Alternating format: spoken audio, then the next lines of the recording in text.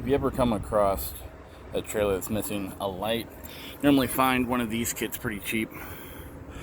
Like a couple of screws if you don't have the housing. If you have the housing, it's even cheaper. Pop on one of these by connecting to the wires that are normally marked. A couple of minutes with a wire cutter and some tape. Then you pop this back on. No big deal.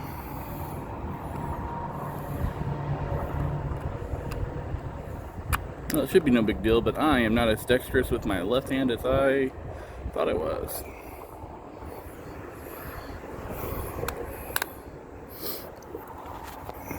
And then you just, yep,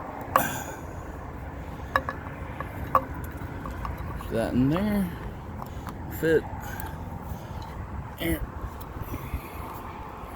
then you, oh, there we go. 100% fixed. I need to be a better cameraman.